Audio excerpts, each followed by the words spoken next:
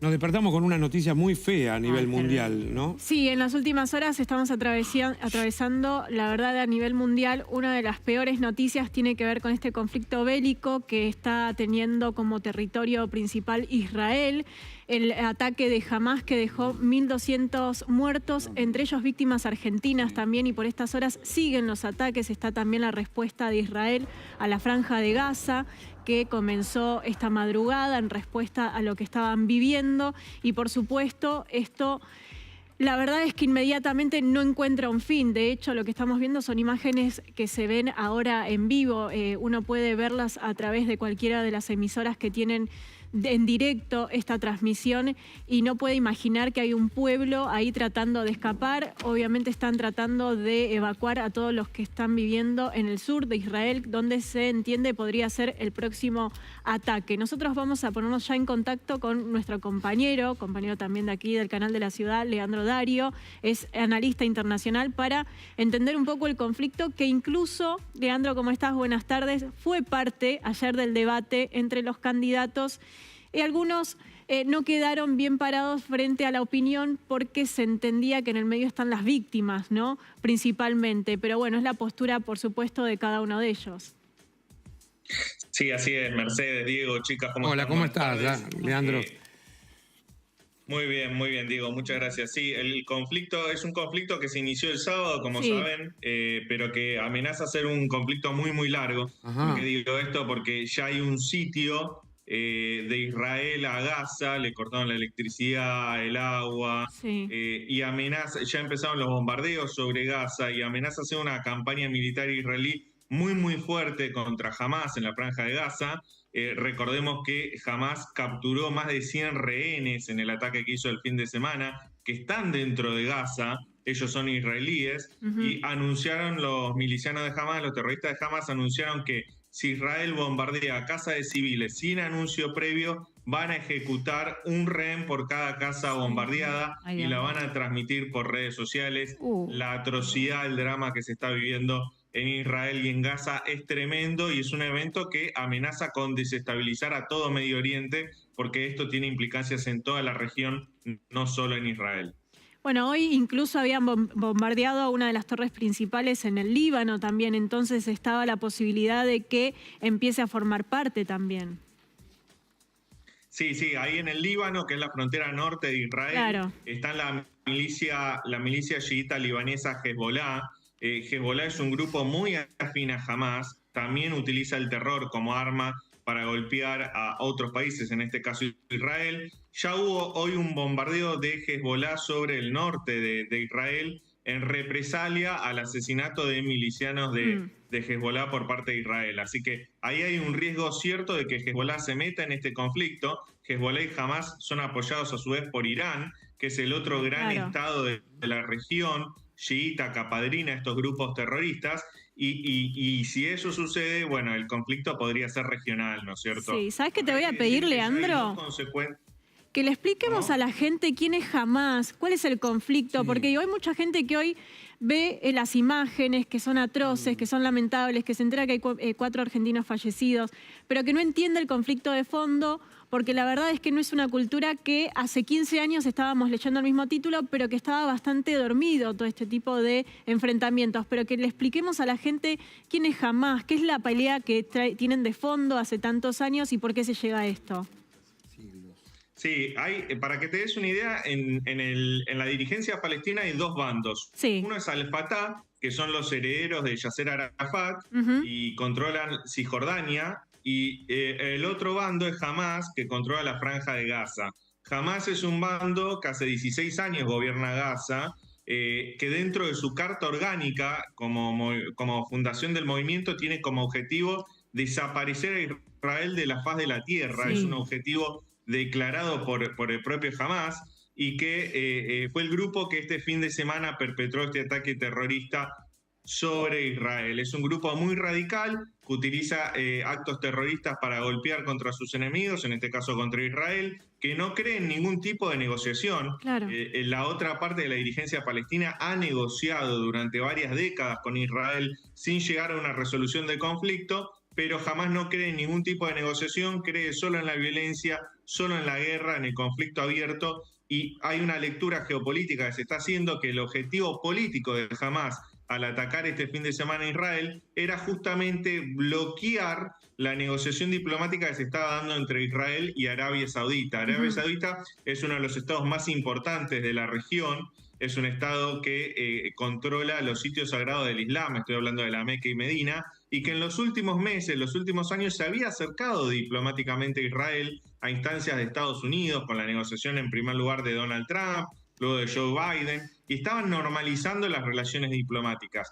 ¿Cuál es el objetivo de Hamás al hacer esto? Sí.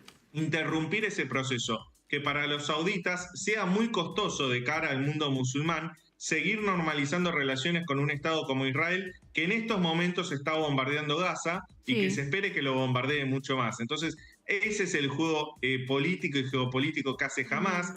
Hamás temía que sea aislado diplomáticamente en Medio Oriente con el acercamiento de Israel con Arabia Saudita, con Qatar, con Emiratos Árabes Unidos, y mete este ataque justamente como una cuña para intentar bloquear ese acuerdo de paz que se estaba dando entre Arabia Saudita e Israel. Eso por un lado, desde el punto de vista regional. Después hay que decir que dentro de Israel esto también tiene consecuencias políticas. Recién por la noche, Benjamín Netanyahu, que es el primer ministro de Israel, hizo un llamado a la oposición israelí a conformar un gobierno de emergencia, un gobierno de coalición para intentar ir a la guerra contra Hamás. Esto lo hace también Netanyahu en un momento donde estaba muy débil políticamente, había causas judiciales por corrupción que lo hackeaban, y bueno, este momento tan tenso, tan dramático para los israelíes, le viene en cierta forma cómodo a Netanyahu para intentar seguir aferrado al poder y en este caso tener el apoyo de la oposición en lo que va a ser una guerra muy larga y muy duradera. Bueno, hoy escuchaba a uno de los miembros que hace no más de media hora de Hamás que se expresó que decía estaban viendo la posibilidad de darles 48 horas de tregua, pero digo, esas 48 horas, ¿cuánto pueden ayudar y en qué puede servir? Mira, yo creo que lo que va a pasar es que Israel va a dar un ataque de grandes proporciones como para intentar restablecer la disuasión sobre otros grupos que pueden volver a golpearlo. Recordemos que Israel está rodeado de enemigos, entonces no creo que ahora haya una tregua con Hamás, sino que Israel va a pasar a la contraofensiva, va a atacar a Hamás, va a atacar a la Franja de Gaza, va a ser un bombardeo muy cruento, hay que estar atentos a las víctimas civiles, los niños, las mujeres, que no tienen nada que ver con Hamás, pero que viven en la Franja de Gaza, que seguramente sean las primeras víctimas de estos bombardeos de Israel. Lo que sí puede llegar a darse es luego de varias semanas de combate, que haya una negociación, que haya una especie de tregua y que en la mesa de negociación estén todos los rehenes israelíes que tiene Hamás, ¿no es cierto? Seguramente haya un intercambio de prisioneros, pero veo ese escenario como para dentro de un futuro no inmediato, sino mediato, más de mediano plazo. No creo que eso suceda hoy.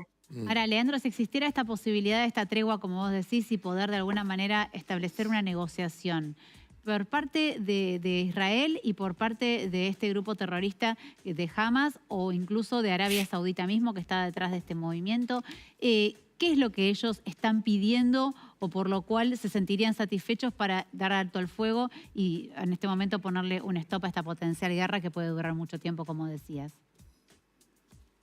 No, hay que decir que la dirigencia palestina históricamente reclama que Jerusalén, por ejemplo, sea capital de un Estado palestino. Lo que pasa es que Jerusalén hoy es controlada por Israel. Hay que acordarse que Naciones Unidas había establecido que sea capital de los dos estados. Naciones Unidas es una decisión que tomó en 1948.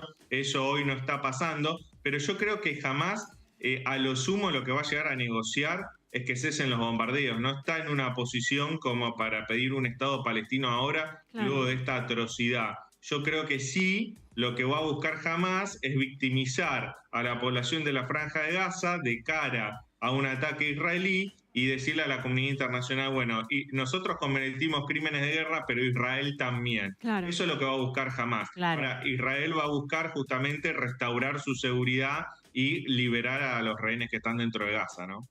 ¿Había, más allá de esta situación por ahí endeble o débil por parte del presidente, había sucedido algo a nivel política internacional que por ahí nos perdimos del radar en las últimas semanas que podrían haber anticipado que esto podía suceder, o fue completamente sorpresa el bombardeo como todos que nos sorprendimos el sábado por la mañana? Un fallo de inteligencia y de seguridad por parte de Israel histórico. O sea, algunos analistas están comparando esto a los ataques del 11 de septiembre en Estados Unidos.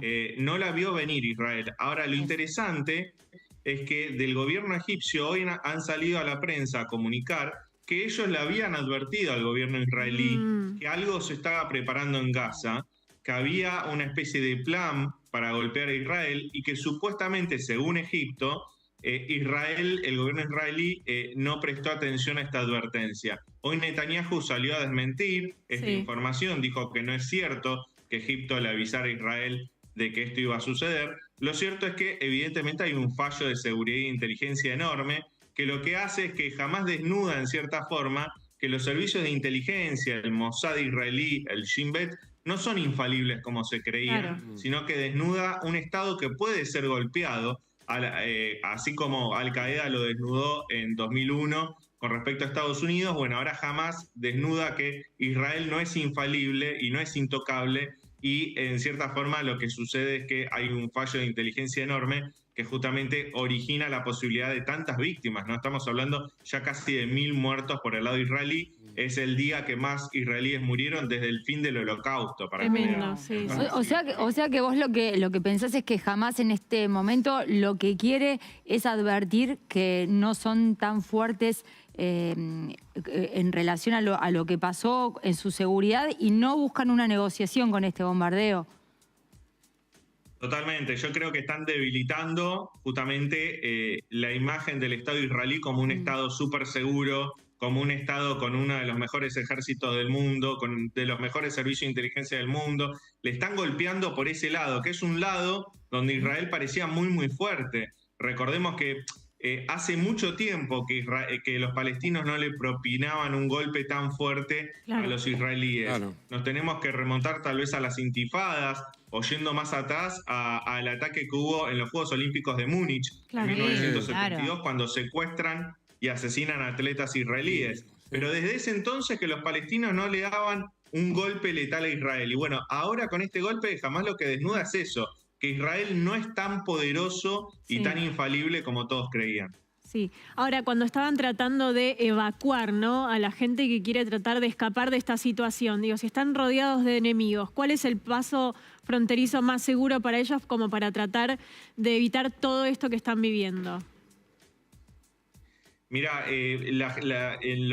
los kibutzim, que son los poblados que están cerca de Gaza, donde hay colonos israelíes, ya fueron liberados, o sea, ya no hay militantes de Hamas ahí. Eso lo anunciaron hoy las fuerzas de defensa de Israel. Aquellos extranjeros o aquellas personas que tienen doble nacionalidad, por ejemplo, argentino-israelí, que quieren ser evacuados, seguramente van a ser evacuados por el aeropuerto de Tel Aviv, que es el aeropuerto más importante que tiene Israel, que no queda tan lejos de Gaza, pero tampoco tan cerca. Muchas veces Hamas tira misiles contra Tel Aviv, pero no está en amenaza, digamos, el aeropuerto. El aeropuerto está operativo, pese a que algunas líneas aéreas del mundo han dejado de viajar, han suspendido sus vuelos a Tel Aviv. Sigue operativo, hay otras líneas aéreas que están funcionando y me imagino que esa es la puerta de salida que tendrán muchos argentinos o muchos extranjeros que quieran abandonar Israel por un temor sobre su seguridad y la de sus familias. Ahí compartíamos esta información de que más de 600 argentinos están pidiendo ser repatriados. Por supuesto, acá los consulados están trabajando para poder hacerlo de manera inmediata dentro de las posibilidades, por supuesto, pero lamentablemente también exponían esta posibilidad de que crezca este número de 4 víctimas argentinas a un poco más, porque iba a ser muy difícil poder llegar a tiempo como para poder sacarlos a todos. Totalmente, y el gran dato que todavía no sabemos es si hay algún argentino secuestrado en Gaza o no. ¿Por qué digo esto? Porque las más de 100 personas que están secuestradas en Gaza, hay decenas que tienen doble nacionalidad. Hay ciudadanos chinos israelíes, rusos israelíes, hay de varias nacionalidades. Hay que ver si hay algún argentino entre ellos. Es una información que todavía no conocemos, esperemos que no. pero como decías vos, sí, la incertidumbre es total y realmente las imágenes que vimos este fin de semana son imágenes inimaginables para alguien que no está en un conflicto bélico. Seguro. El asesinato a sangre fría de civiles desarmados, de niños, de mujeres, es algo inconcebible para nosotros. Lo que pasa, bueno, yo tengo el recuerdo de las coberturas que se hacían, no sé si 12 o 15 años atrás, donde también lo veíamos, viste, todo el tiempo en noticieros, pero hoy siento que todas las redes sociales que han crecido tanto, la posibilidad de tener una imagen al instante, hoy nos hace sentir que estamos como mucho más cerca y que todo se dimensiona mucho más. Tal vez antes llegaban un poco menos las imágenes, tenías que esperar a cierto horario como para tener la visión de lo que estaba pasando. Hoy se ve todo en vivo. Sí, y aparte otro dato, hay una decisión político-militar estratégica de Hamás de grabar, de mostrar, ya sea con celulares o con cámaras GoPro también, tenían algunos de ellos, grabar los crímenes que hicieron, o sea, y subirlo a las redes sociales. Ahí hay una decisión justamente de mostrar la vulnerabilidad de Israel, de demostrarle a los israelíes y al mundo que ningún israelí que viva en territorio que ellos reclaman puede vivir seguro. Claro. Esa es una decisión que han tomado y que han utilizado las redes sociales y las nuevas tecnologías para difundir crímenes realmente atroces. Pero eso que dice lo estaban transmitiendo en tiempo real. Sí, en tiempo real. En vivo estaban transmitiendo el asalto a los kibbutz, o sea, cuando llegaban con el armamento, cuando llegaban los grupos comando y todo esto lo iban transmitiendo en vivo a través de las redes sociales. Era impactante realmente. Así es, y tremendas las imágenes. De hecho, siguen habiendo imágenes aún hoy que se siguen subiendo de ataques a kibbutz, y de niños, ataques a gente desarmada. Realmente es inimaginable, es inconcebible y es hasta repugnante. Esas imágenes que estamos viendo en pantalla ahora son todos los autos que estaban en la fiesta, de música electrónica. Ahí fueron asesinadas 260 personas. O sea, algo tremendo. De hecho, estaban bailando los jóvenes y bajaban en paracaídas y parapente los milicianos de Hamás armados con Kalashnikov. Ahora, ¿qué es lo que tiene... Dantesca. ¿Qué es lo que tiene Gaza que alguien que por ahí no es de ahí quiera ir a un lugar que está en una frontera tan peligrosa? ¿Por qué la gente va ahí y después tiene que ser repatriada? ¿Qué va a una zona bélica o de conflicto? Bueno, hay muchos kibbutz que están cerca de Gaza, a pocos kilómetros, digamos, de la frontera entre Gaza e Israel, que no están dentro de Gaza, pero que están cerca.